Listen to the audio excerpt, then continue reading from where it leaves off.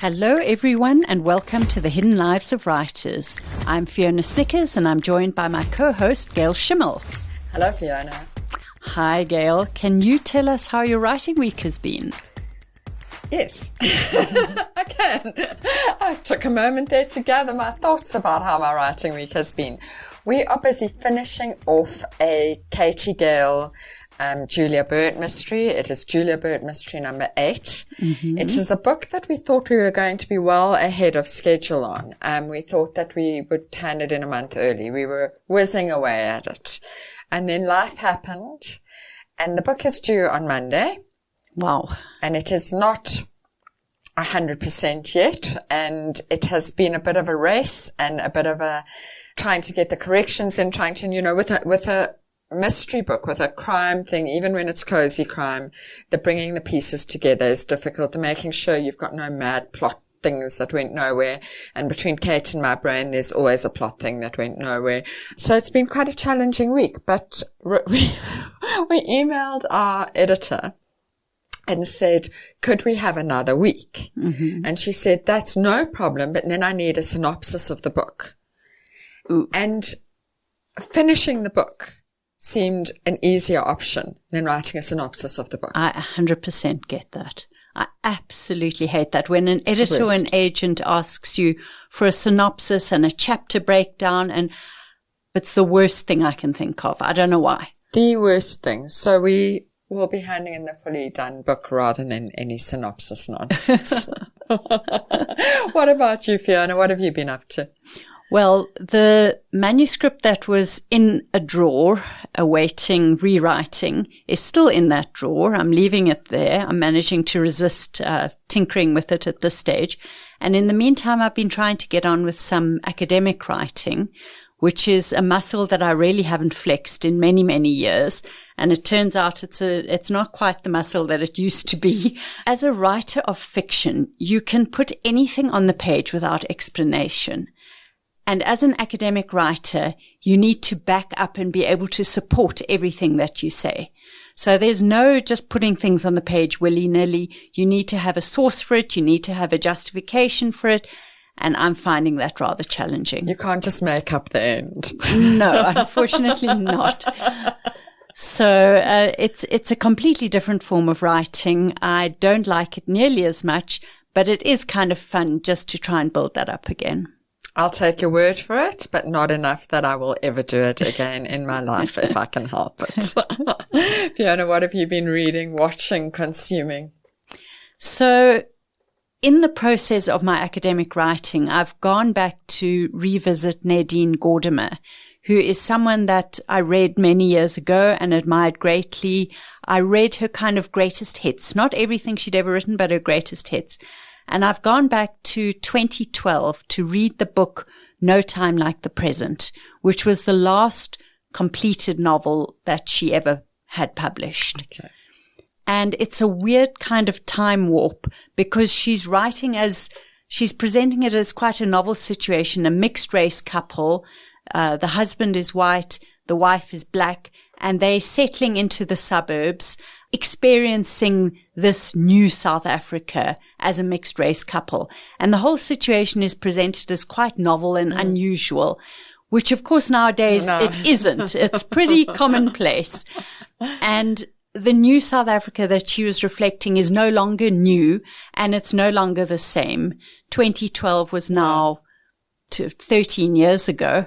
And it's also interesting to see how because she writes different parts of the novel through the white man perspective and through the black woman perspective. Neither of which she is. But she was apparently very adamant that writers should be allowed to inhabit any characters they liked.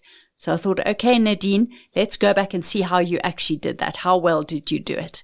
And of course, she was a very brilliant writer. But so far, it's just been interesting to see how she inhabits that black woman. But Gail, what have you been consuming lately? So I am sticking to my resolution to try and watch more TV. The wonderful thing about being me, and I think I've mentioned this before, my needs for TV are very lowbrow because I don't watch a lot of TV, so I'm not fussy. I'm just delighted by whatever I watch. And I'm watching a program called The Night Agent, which I suspect is the biggest load of shit. But I'm loving it. It's high octane adventure. There's a FBI agent. There are people strutting around in nice FBI outfits. Very good looking man doing FBI things. And they're looking after the vice president's daughter, and someone whose aunt and uncle were, secret agents. I love a secret agent. I really do. And it's all very exciting. I'm close to the end of the first season and I look forward to my TV watching with absolute glee. I know exactly what you're talking about. We watched the first season of it and to be honest, I'm not going to watch the second season, which I see is just recently out. I think it is a load of shit, but everything that you said about it is true. It's an undemanding and fun watch. I think that's what I'm looking for from my TV watching, and that's what I'm getting. And maybe as I watch more, I will become fussier and fussier, but I'm quite liking not being fussy. So somebody who writes books that are very challenging and that do demand a lot from the reader is our guest today. Our guest today is Morabo Morojele. Morabo was born in Lesotho. He's the author of 2 novels, How We Buried Puso, published by Jacana in 2006, and also 3-Egg Dilemma, also published by Jacana, came out last year in 2024. Morabo, we are so happy to welcome you into the studio today. Hi and welcome. Thank you very much. It's an honor to be here. Fiona, I think you left a very important piece of that biography out with that recent win. Yes, I did indeed. Winner of the University of Johannesburg Prize for Fiction in 2024 for 3-Egg Dilemma. Congratulations on that one. That's a big one. So Morabo, let's get into it. How has your writing week been? Well, I've been up in Johannesburg I live in Lesotho. I've been up in Johannesburg for a week or so, staying at my sister's. And therefore, staying at my sister's, I have to behave myself. I have to, I can't do things I do when I'm at home alone. So kind of forces me to fill my time up by thinking about writing or even trying to write. So it's been quite a good week in the sense that I'm trying to compile an anthology of short stories. And it's been quite a good time because I've been generating a lot of notes about the different stories I want to write. I mean, some I've already written. I think I have about 3 already. Ideas for others I have. But it's also, good to be out of my normal context. Then I see the world differently. So it's been a success at the level of ideas and so on. Writing itself, nada.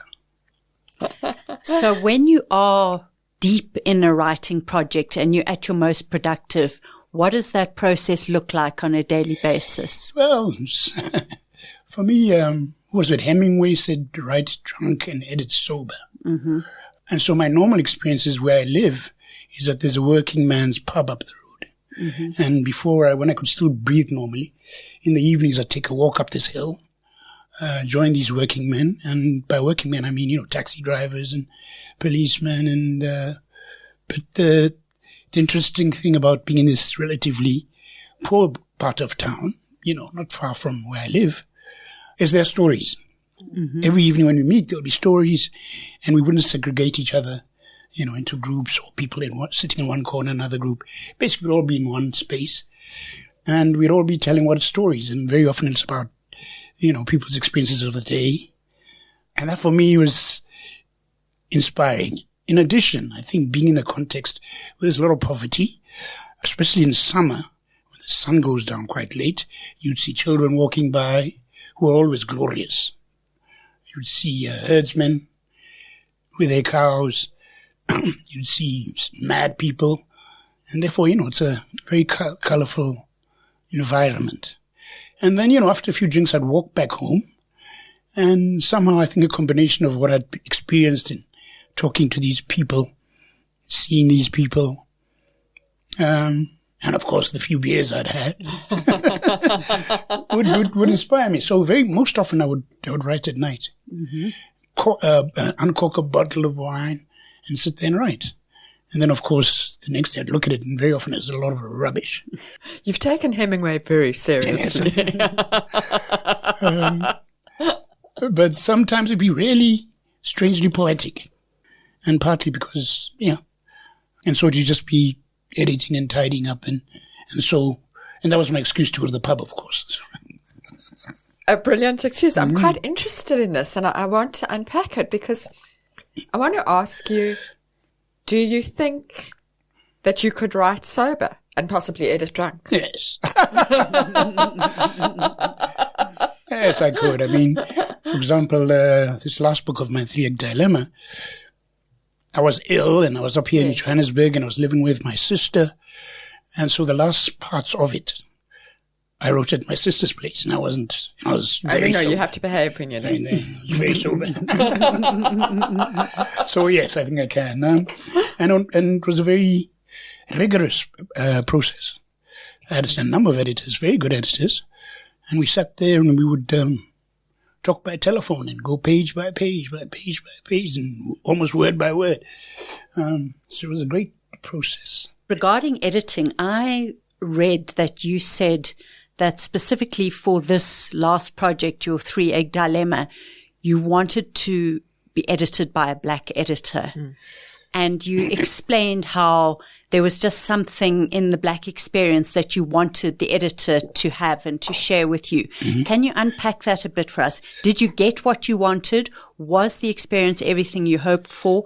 And why did you want that experience?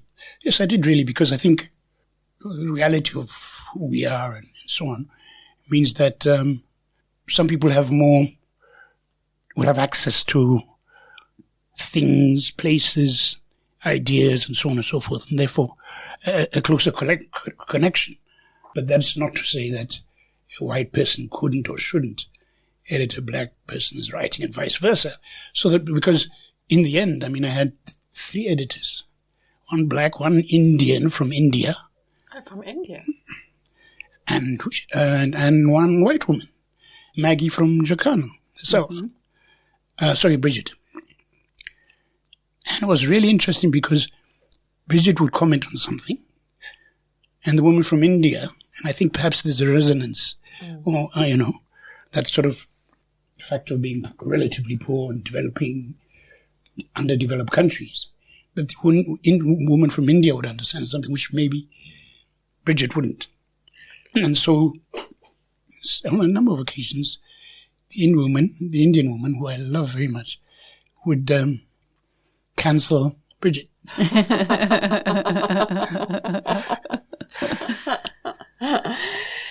Morabo, you have an extraordinary origin story, and we love people's origin stories. You're from Lesotho, and then you went on to study at the London School of Economics, and then you went on to become an academic and a writer. Can you talk us through that story? Very long. Starting not rurally. No, I grew up in Lesotho. My father was a pretty educated fellow. He went to Fort Hare, then he went to Wits. Subsequently went to Oxford and the London School of Economics. But at those institutions, he only did diplomas, not degrees. So he's an educated fellow. So he got a very good work with a UN agency called the Economic Commission for Africa. Now, if you've done political economy in the sort of 70s, 80s, 90s, there was a Latin American equivalent called the Economic Commission for Latin America, which is very influential in guiding newly independent states how they should run their economies and politics and so on. But it's perhaps not really relevant here, except to say my father worked at the Economic Commission for Africa. He was a statistician, so it was a great job. A UN job, basically. So we moved to Ethiopia, where he worked. My son subsequently went to boarding school in a school in Swaziland called Waterford, which was set up by Mr. Michael Stern when the apartheid government closed St. John's, or St. Peter's, I think it was, in Johannesburg, which was trying to be multiracial. So he crossed to Swaziland and he set the school up. Amazing school because students, classmates were Mandela's daughters and Indians like the Kachar, and Jewish people from Johannesburg and. And so the experience was very rich indeed. There was a bit of a hippies colony because all the teachers were smoking dacha and so were the students. But that's so it was a really great experience. And I had obviously made fast friends there, and many of them still friends with now. Subsequent to that, I went to England. Yes, and then did my first degree at the London School of Economics because I wanted to be in London town rather than any other university in England. And because of my father's job, there was money available sort of to pay for university and all of that. I wanted to be in London because I was a musician. At which stage at that point I'd started being a musician, trying to be a musician. And therefore London rather than Glasgow, for example. And that's how that happened. And I came back, started working in Lesotho, and then I did another degree later, but that was that journey there. And then a little bit of sort of trying to be a musician in London after university for a year or two. It didn't really work well. By the time I got home, I had kwashiorkor, which is malnutrition, essentially. Goodness, you got it in London. It's not transmissible. No, not yes. There's a certain irony in a person getting a malnutrition problem in London and then coming back to Africa to get better. Like it's not the journey you normally. It's normally the other way around or something. I wasn't eating. I didn't have money because, of course, the university stipends had all stopped, obviously. So I was bumming around. I was working in kitchens. I was washing dishes. I was, playing a bit of music, but not very successfully. Or, didn't make much money at all. So, eventually when I got back home, my mother sent me to a doctor and I had scabs all over my body. Oh, God. And he said, this is kwashiorkor. Anyway. Your parents must have been appalled. Yes and no. At one level, yes, but at another level, I think they encouraged the adventurousness. They encouraged all that. They were not very conservative. Partly also because of my mother's family, which was a family of very active politicians in South Africa from Orlando West, Mandela's neighbors. Morabo, you have famously said when people have asked you why there was such a big gap between your first book and your second book, you famously said, I forgot that I was a writer. So can you tell us, how did you first discover that you were a writer? How did you forget it? And what made you remember it again? That's a very good question. I discovered it at school, actually, because we used to have school magazines, an annual one and so on. And I used to have pieces in there, short stories, very short stories and poems and things. So I guess that's where it really, really started. But beyond that, I used to read a lot from a very young age. And there were always books in the house. My mother encouraged it a lot. So I was always reading a lot. And obviously as I grew, the kind of stuff I read was different. When I was 12, there were all these 11 or 12, there were all these Bwana Comes to Africa kind of books. Mm-hmm. Most of them written sort of around East Africa. And they were essentially about a lot of them. The main stories, there's a missionary, there's a church school, there's a witch doctor. Okay. Yes. And the story essentially, abandon the witch doctors and come to church. Jimmy goes to, and, in added to these books would be pictures of the fellow barefoot, this young student barefoot with short pants and a little satchel going to school, and the witch doctor with feathers and things. But obviously things changed after that. And by the time I was sort of late teens, somehow I discovered really interesting writers. Well, brilliant writers. Classic writers like Dostoevsky. So Crime and Punishment, I read it when I was about 18. And it inspired me to no end. Because somehow it's one of the first books that sort of really pulled me in. To a context, to a place, to personality, to emotion, to thought through writing. And since then, I read everything and anything I get my hands on. The James Baldwins from sort of American, the African writers, Bessie Heads, Soyinkas, and so I think all that reading, and a lot of it, inspired me to write.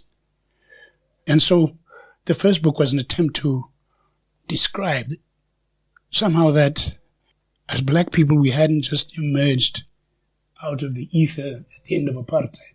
Mm-hmm.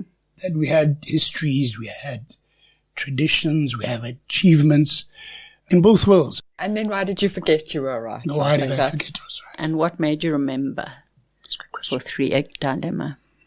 I don't know. I was doing other things, playing a lot of music, also doing a lot of consulting work, sort of research work for NGOs and what have you. I'm interested in that answer that you're saying you were playing a lot of music. Do you think that creative outlet is something that is satisfied by different types of art form and you were getting your satisfaction from the music? Might well be, actually. Never really thought about it, because once I moved out of Johannesburg, back to Lesotho, I essentially stopped playing music because there weren't musicians there I could work with and so on. But it was a very good point because I was very busy in Johannesburg. Played with everybody. And it was a very satisfying period, playing everywhere. Even played in Europe with several musicians and so on. And if there are jazz festivals and all that. So I think it's a very good point you have. Because I started, once I moved to Lesotho, it was maybe 15 years ago, I started writing a little bit. Then I kind of stopped. Laziness, procrastination. I was inspired. Well, I shouldn't say what particularly inspired me. Well, now having said that, now you have to tell us what inspired you. My son flew in, he was young, he was probably about 10, 11, flew into Lesotho, Maseru, from Johannesburg. I went and picked him up at the airport. Then we drove along a bypass with very few cars on it, and very few houses or buildings or anything. And it was dusk, and a lot of forest there and trees and so on. And as a young man, he was like a young boy. He was, Dad, this is very frightening. And so I created a whole story, Oh, wow. That says, as we were driving, so I was telling the story that I was driving here one day, and all of a sudden this ghost stopped me in the middle of the road. And he was terrifying. and therefore, obviously, I had to continue the story. And when and if you get a chance to read my book, there's a ghost in it, right? Yeah, it's a very, very frightening one, I have to say. And then of course, once I'd written that, a couple of months and years went, and then at some point, and I can't really remember what the stimulus was, but at some point, I thought, well, I've written this, let me finish it. And so I got stuck in. Can you tell us in that time, that space between writing the first book and the second book, did you come back to the same process and that same feeling you'd originally had writing, or was it a completely different writing experience? It was different writing experience. Partly because I was stimulated by completely different things. So the writing experience, I think the second one was much more focused. The first one I just scribbled, and there it was. This one, I think, there was much more purpose to it. And I think that's why it took a while. And of course, I procrastinate all the time. But the process was much more, particularly because I'd done the first one. Mm-hmm. It done relatively well. And therefore, I couldn't do, the second one couldn't be worse than the first one. So I'm interested in your two protagonists from How We Buried Puso and Three-Egg Dilemma, because it seems as though they both have connections to your real life as such. Your first protagonist, Molefe, he has been away from suburban Maseru and he's returning now because his brother has died. He's had experiences all over the world, and he's coming back to this environment with kind of fresh eyes, and we, the readers, get to see the environment through his eyes, which have slightly defamiliarized the scene because he's been away. So he's coming back, seeing it with new eyes, remembering his childhood. And then in Three Egg Dilemma, we have E.G. Bra Eggs. He goes by a couple of different names, but his named identity is, it kind of stays slightly hidden in the book. And he's an older person, and he has had experiences abroad and all over the world, but he's more settled in this community. He's been there for a while, and he's kind of looked on as an elder. Can you break down for us how much of your own experiences you poured into these two protagonists? A lot. I mean, I've been thinking, for example, when you ask me about what I'm writing now, I've been thinking, for example, of writing a crime novel. Mm-hmm. And it might be difficult to insert myself in something like that because I'm, a good person, I think. Not a criminal. Yeah, people who write crime and fantasy and other forms don't insert themselves very much, I don't think. Mm-hmm. Right. Whereas a lot of other writing is very sort of autobiographical. But, of course, people will hide themselves. But there'll be elements of themselves because, after all, we know each other best. We know ourselves best.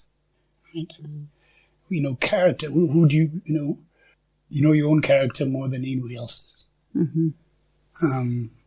Because I think we live all the time with self-reflection and even though you might have a partner or children or people you live closely with, you watch them from the outside, as it were, from a distance. Yeah. Whereas, and therefore I think in a lot of literature, people insert themselves in it. For example, I referenced Dostoevsky. He went through a very difficult time. Yes. As he was writing all those many books of his, for long parts of it, I think. And therefore his character, the student, poverty, St. Petersburg, I think, that poor student who ends up murdering the landlady, that's probably himself. So I think it's true of a lot of writing, and I think that's fine. If it's not explicitly biography. Well, of course you can do that, of course. Many people have written biographies. But we only know the world through ourselves. And therefore, through our own lenses, through our own experiences of the world and so on. So I'm going to say I'd love to read that crime novel. I think it could be very interesting. I'm very interested in your use of English in your novels, that you write this beautiful English, but it's not your formal standard English. I don't know if this is a fair question, but how on earth do you do that? Because it's almost a unique English. Well, thanks for that. But yeah, you've actually said, I wrote a quote here, a difference between proper English and dirty English as it is spoken by second language speakers. You made that distinction, and you were concerned that a white editor might sort of try and iron out the dirty English and try and keep the proper English. And I can see how you weave between the two. So I'm so interested in Gail's question. Yeah, that's a very good point. And I was, with this old age, my brain doesn't work anymore. I was trying to look for, I remember a couple of examples where some editors were trying to do exactly what you're saying, right? I think partly because of the context, the place, the physical location of the, despite the fact that people in that context would speak very little English. I mean, they didn't know how to speak it, they'd been to school and so on. But, lingua franca would be the local vernac, right? And then in a sense, perhaps I'm doing two things. One is translating from Sesotho into English, and therefore the language would be. And secondly, I suppose I want to portray these people. I think if I was writing proper English, that would decontextualize the story, I think. But you have the voices of so many different characters. When you talked about going to the local pub and sitting in a group and listening, I can see how your stories emerged from that. And the voices of the different characters, some of them with different levels of poverty, different levels of education, different experiences of the world. You convey that through the way they speak, don't you? Yes. A lot of it is in the voice of the character. That's true. I mean, for example, what's this fellow's name? I can't forget my characters. The thief. The guy who peddles eggs on the street. Yes. I know exactly who you mean. God. Sticks. Thank you very much. Yes. I can't even remember my own. That was a feat of memory like I have not done for a very long time, and I did not read your book recently. Yeah. I deserve a pat on the back. Yes, you do. Clearly, by the way he talks, he's not educated. You're very right. I think in a sense, for example, I've been on Netflix quite a lot recently. And I actually just finished watching Baby Reindeer. Yes. I couldn't. You couldn't? I watched the whole thing. I loved that. It's the plot there in the story. Anyway, so those people come from, and that's just an example. Or if you watch a period piece, those people are from one society. Although, for example, if it's British, there'll be different accents, right? The Scouse, the Scottish. But generally speaking, it's one culture, one society, therefore one language. And the use of language is the same. Whereas, I mean, for example, in this three-act dilemma, when I describe the street and the houses, they're all full of doctors, and so you can see it's a relative well-off street.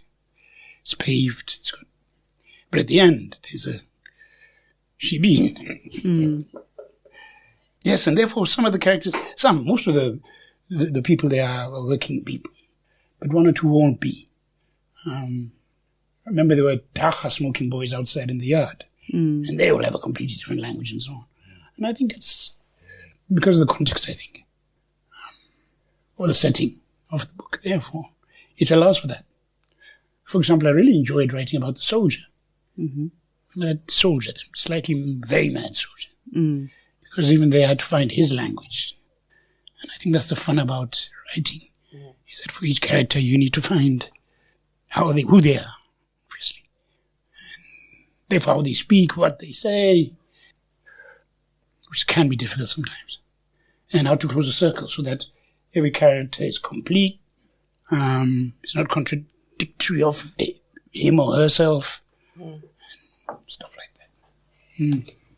I've got a strange question that's been bothering me since you started speaking, but and I think it's actually from last time I heard you speak. I'm fascinated by, I have a very vivid image of you sitting in this pub with these working guys, sharing your stories. What do you think they say about you? Very, very interesting. Because I still go there. I was telling to my sister the other day. Sometimes I won't know certain words, or the meaning of certain words. In English or in Sesotho? Sesotho. Right.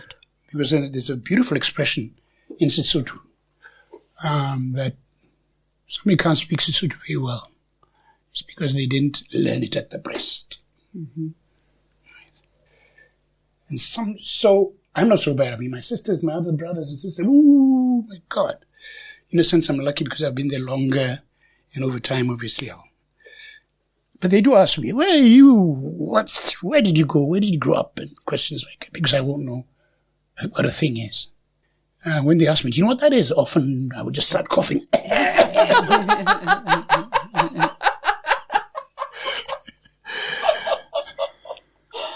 Or something like that. But they do ask me. Not often, because I think I'm now probably the eldest guy there. So there's that, they defer to me in many ways. But now and then they do. And so my excuse is, no, I grew up in Swaziland. Okay, that's fine. You have been explained now. And do they know, I mean, do they I don't know how to ask this in a way that doesn't sound patronizing to them. Do they know how extraordinarily brilliant you are, that you've done these books and you've got these degrees? Absolutely. And I don't want them to know. Even where I live. I mean, my parents' home is a beautiful double-story house. Down the road and in a cul-de-sac. And that's the cul-de-sac in this book. It's beautiful. And that's where I live, alone. My brothers and sisters, when they come home, they move in.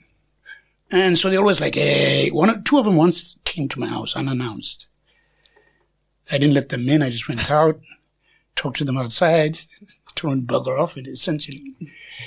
And they always say, hey, they know I live alone. They always like, I've got some girlfriends. Can we come over to your place? And I always say no. Because in a sense, I think it would spoil my relationship with them. It would color it, at least.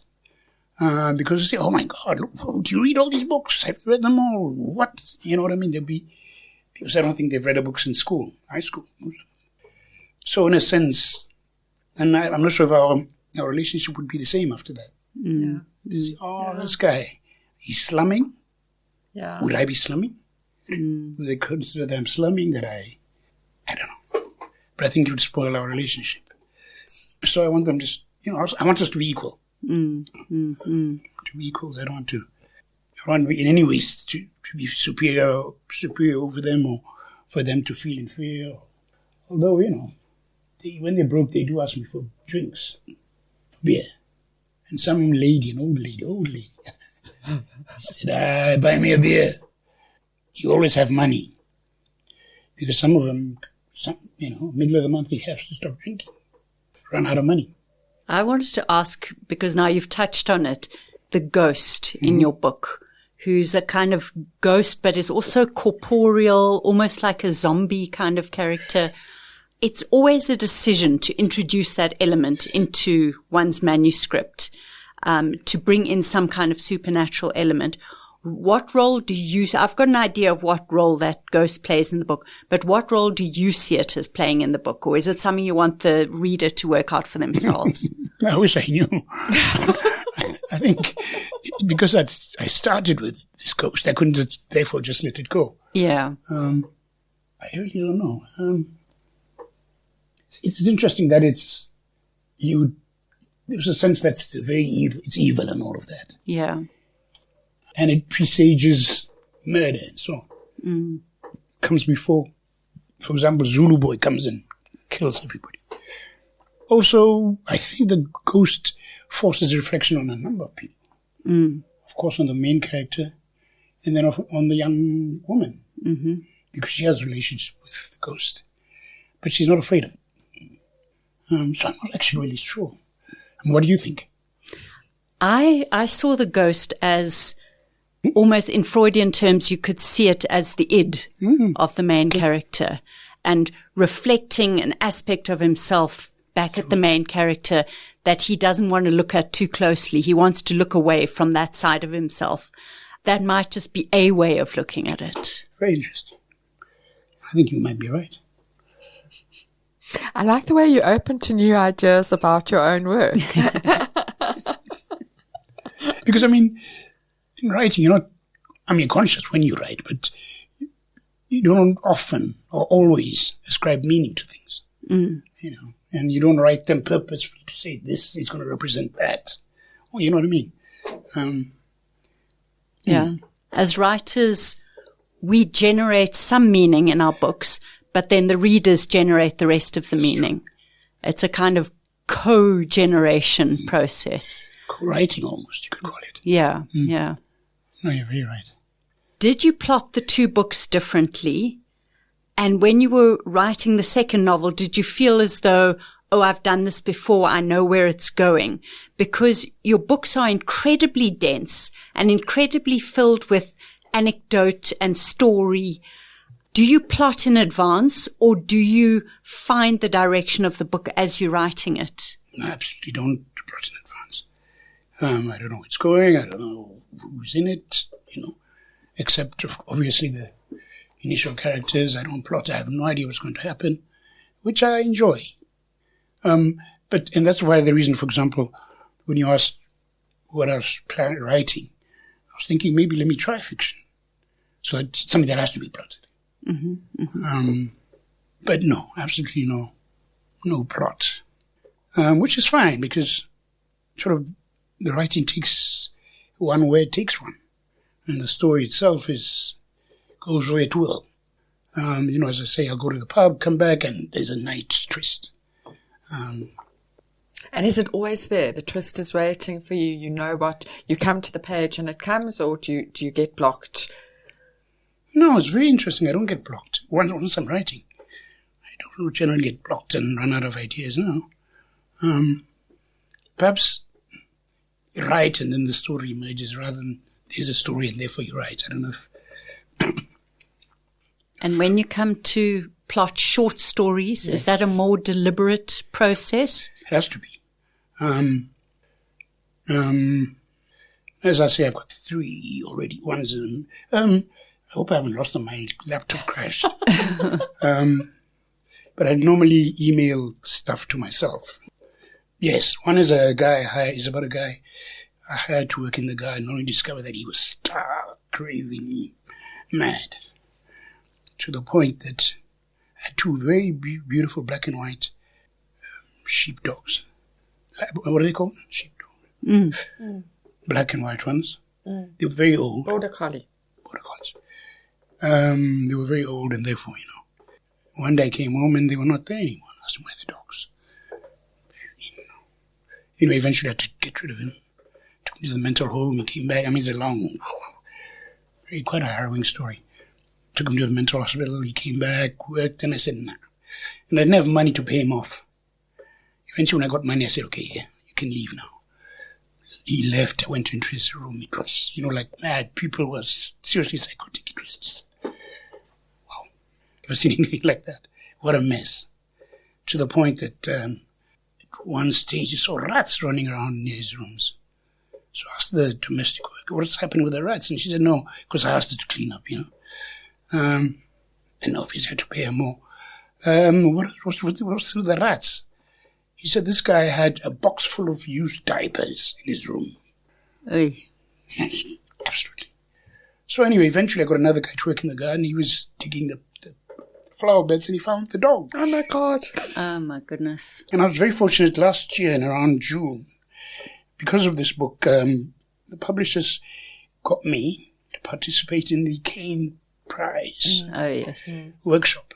It's happening in about June last year. Very great experience, really good writers there, and very good coaches, including Dino Karen Jennings. Yes. She's one of the coaches. And a guy called Femi. Yes, I met him at Frontier. Yes. He was the other tutor. Really great bunch of guys. And I mean, Lake Malawi for 2 weeks. Nice. The food was stunning, fish and so on. Oh. We had an endless bar, so that helped. And therefore I really understood then, because they were told you've got 2 weeks to do this.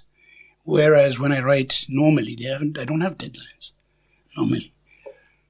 So that was very interesting because it forces you to focus and therefore to plot. Well, not necessarily even to plot, actually, because the story I wrote didn't have a plot as such. It was just, I wish I knew the word for it. It was just things happening almost randomly. Like, I'm sure that the story about the dogs reads brilliantly because the telling was gripping. I'm interested. You've won this big prize. Does it feel like a thing you now have to live up to? Does it feel like something that's standing between you and the writing, or is it inspiring you? That's inspiring. Because if nothing else, it's a vindication. You spend all these hours alone doing this stuff, and you're like, because I'd done the first one. It wasn't writing the second one wasn't such a risk. I wasn't taking such a risk. Because I knew, okay, I'll write a book and I'll give it to Maggie and they'll probably publish it. But nevertheless, a prize like this is a vindication. It's like, wow, I've been doing this stuff. And people will ask me, what are you doing writing for? Especially, a lot of people who are friends or relatives my age and who might visit. They don't read. never read. So they don't understand that whole world of books. And therefore it's like, and anyway, there's no money in it except this prize. Mm. But yes, it was really a vindication. And at the same level, it's pushed me to try and do these short stories now. I can't disappear for another 10 years again because I'll be dead. Maybe not dead, but older. So, Morabo, you've mentioned Baby Reindeer as a thing that you've watched lately.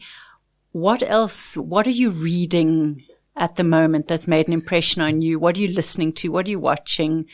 We always like to hear about that. Reading, I'm currently reading Bantu Siwisa's Paperless. You know it? I've heard of it. I haven't read it. Very good book. Great book. And I'm enjoying it partly because it's set in the UK. Sort of experiences of the people there. You know, paperless means illegal. Mm-hmm. So it's Africans, mainly South Africans, in and around Cambridge, because he studied at Cambridge. Right. I don't watch much TV or anything. Too much social media. Mm. Although I try to read the long articles. Mm-hmm. Try to listen to music. Not because of my health. I used to like walking around. I can't do that anymore. So I sort of sit around at home and wait to go to the barber. and too much wine during the day. Because I'm sitting at home, I'm not doing anything. So, have a glass of wine. Why not? And then you can write. Yes. No pressure. Well, Morabo, we hope everyone checks out your backlist, How We Buried Puso and 3-Egg Dilemma. And we are very much looking forward to the new collection of stories. And I want that crime book, please. Yes. Lots of writing to be done and many people's stories still to be told. But thank you so much for coming in today. We really appreciate it. Thank you. Thank you so much for having me. It's been a real pleasure. Nobody's really grilled me about my writing like you have. So you've changed me, I think, my personality, Thank you. Thank you. Gail, it feels like a real privilege to have got to speak to Morabo. I think that he is going to go down as one of the greats of Southern African fiction, even if he never writes another word in his life, which I certainly hope he will do. But it felt as though one was witnessing something excellent. Don't you agree? Absolutely. I heard him talk at Kingsmead a few years ago, and I came out of that session feeling like I had fallen a little bit in love with him. And it's happened to me again today. I've fallen a little bit in love with him. There's just something so compelling and brilliant and interesting about him. He really is a very extraordinary man. And what did you take from what he said? So I was particularly interested, and I think my questioning might even have showed this, in that his approach to these people he meets in this pub of his, and his interest in all the stories, and his interest in their stories of their days and their lives, and the way he sees material wherever he goes. And I think it's a thing that is common to writers, that we people watch, and that we are little vultures on other people's lives, taking little bits of the meat of their lives. Cliffordine talked about it last week. She talked about people watching and not being able to write in a coffee shop because she's people watching. Yes. And I think again and again that comes up, that writers might be introverts, but we're very interested in other people's lives, and that resonated with me. Yes, absolutely. I agree. What about you? What did you get? Well, I was so fascinated by this idea of writing without plotting first, which is something that he has done for his 2 novels. And it sounds as though he's going to be more deliberate about constructing his short stories. But it just, for some reason, is compelling. In my self-published genre stories, after a few books, I knew the genre so well that I could just start writing without knowing exactly who the murderer was and where it's going, because I knew it would come to me. But if I'm trying to write something a bit more serious or substantial, I haven't yet had the courage to just start putting words on a page without really knowing where it's going. And when I have done that, it's gone badly wrong. And I know that we normally give advice along the lines of, at least know your ending, even if you don't know all the plot points along the way. But would you ever want to try this? I tried to do it, and I had a set of characters who were very fully formed in my mind, and I felt sure, and this was a long time ago, I did not have a lot of writing experience, and possibly I could do it now, I don't know. But they were very fully formed, and where they were was very fully formed, which was weird because they were in Vermont. And what do I know about Vermont? Not a single bloody thing. But anyway, and I wrote the beginning and I followed them, and they led me to this bizarre situation where they were sitting under a tree. It was cold. They were not warmly enough dressed, and the tree was on fire. I think you have mentioned this. And they're still there. Oh, they're still there. I got to 15,000 words. I did not know what the hell I was doing with those people and their burning tree.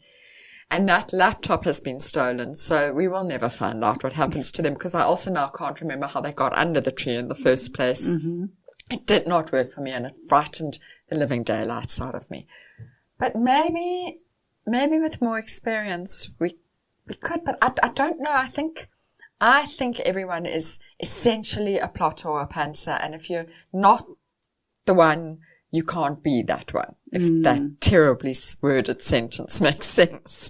Have you say you've tried it, it's gone badly wrong. Would you be tempted? I'm tempted because I see that Morabo has produced such great works just by densely layering stories and anecdotes one on top of the other until the story actually ends. And it's worked so well for him, and the results have been so great that it's kind of tempting to try it. But I somehow have a premonition that isn't for me, that I need to have an idea of where I'm going. I think possibly in the literary space one can do it more, because the literary space is less demanding of a plot, and you are more interested in the literary space than I am, or perhaps know that you can go there, whereas I know my limitations. But yeah, I don't. It's tempting because it sounds quite pleasant, like sit down and write and see where you go. That sounds very easy, rather than sit down and plot and know where you're going. Yeah, it sounds as though it would turn the writing experience into an adventure, like an adventure of exploration. It would be fun to do, but I have misgivings, I must say. I suspect I'll end up with a whole lot of half-dressed people under a burning tree again, and I'm not going there. Well, if you are a plotter or a pantser, if you've tried to cross over from one to the other, if you have any advice to give us in this regard, or if, like many people, you are a fan of Morabo Morojele, please get in touch. We'd love to hear from you. We're on all social media across the board. You've been listening to another production from Solid Gold Podcasts.